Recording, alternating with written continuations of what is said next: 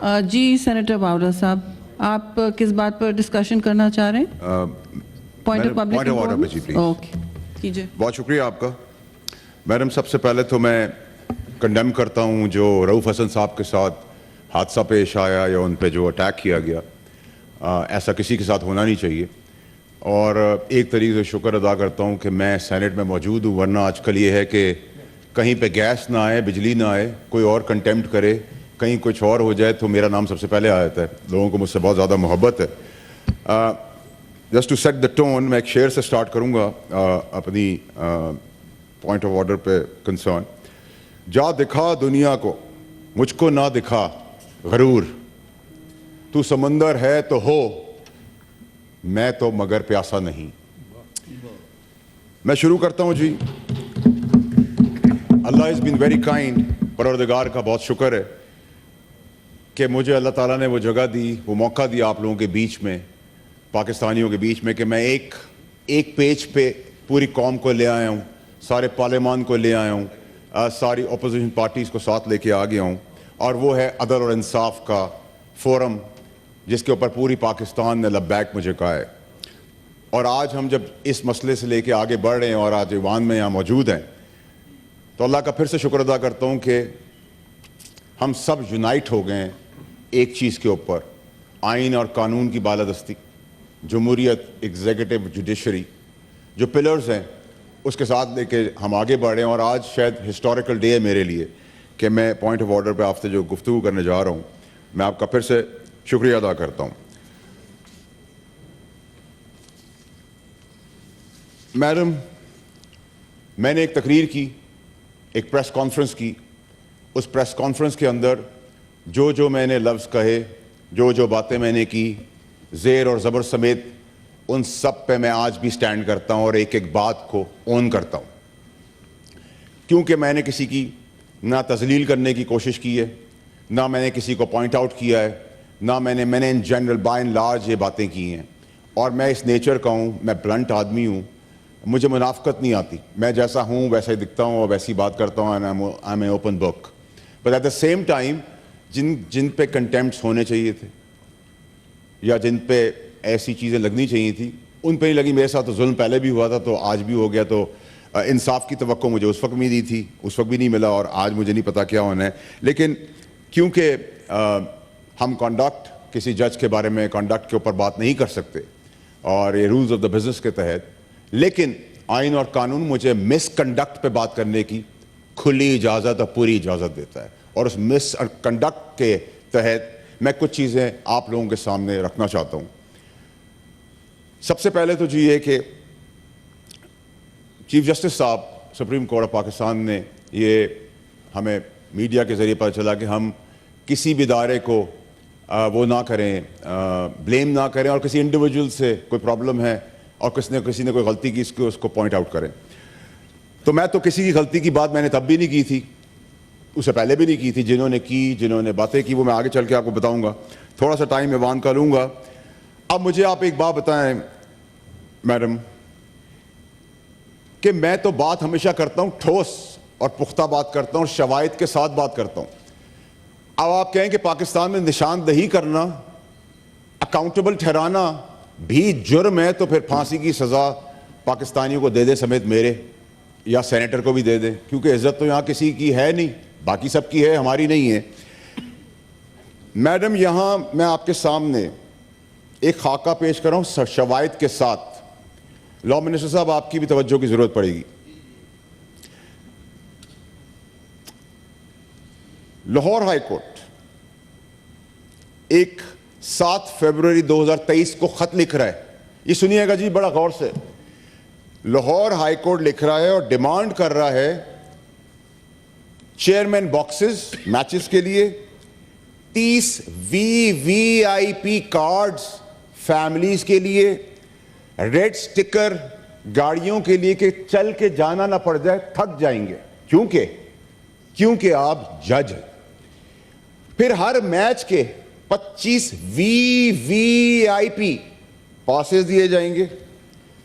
اور یہ خط ہائی کورٹ لکھ رہا ہے، میں نہیں لکھ رہا.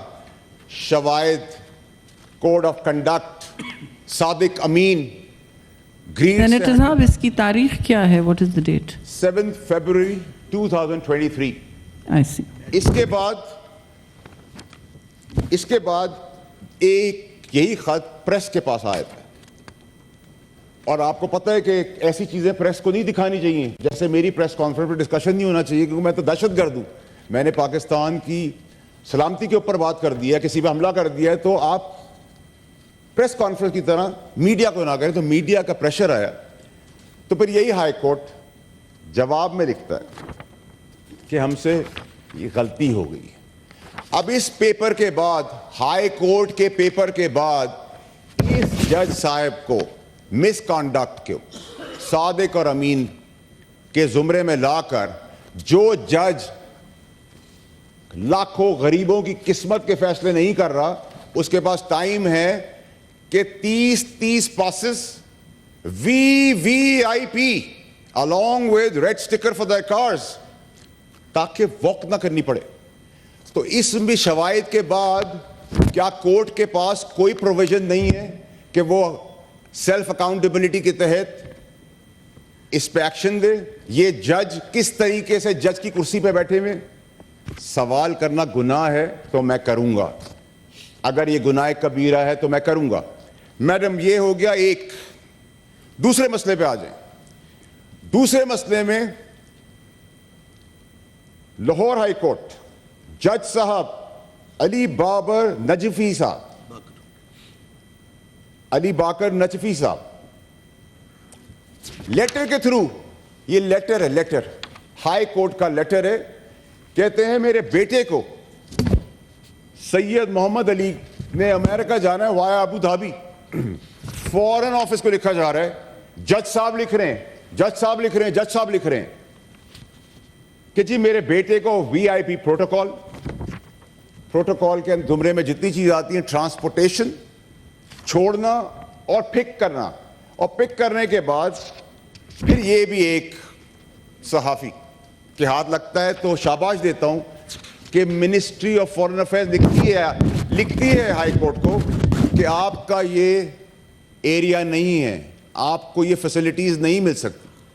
अब आप मुझे ये बताएं कि अगर जज सुपीरियर कोर्ट्स के अपने लेटर हेड पर इंसाफ तो नहीं दे पा रहे, लेकिन अपने पर्क्स, प्रिविलेजेस, अपनी रिस्पॉन्सिबिलिटी के दायरा कार से बाहर निकलकर ये काम कर रहे हैं, मैं समझता हूं कि ये कैसे पॉसिबल है कि एक जज के पास इतना टाइम हो।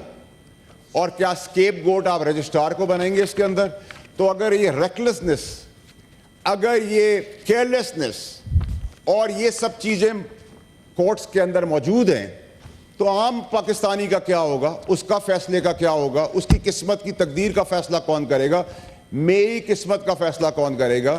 क्या इन जजों को मौजूद होने की जरूरत है कोर्ट्स के अंदर? इसमें कितनी देर का काम है? अगर इसका फुल स्टॉप हमारे ऊपर लगा होता, पार्लियामेंटेरियंस के ऊपर, तो दो दफा सजाएं दी जाती जिस तरह मुझे दी गई, जबकि मेरी वालदा डेथ बेड पे थी। लेकिन इस पे कोई एक्शन नहीं होता। जस्टिस मंसूर अली शाह साहब ने हमें लाइट इन द टनल दिखाई, सेल्फ अकाउंटेबिलिटी की बात की। ऑनरेबल जस्टिस है, और मैं ऑनरेबल उसी आदमी को आगे लगाऊंगा जो जिसको मैं ऑनरेबल समझता हूं।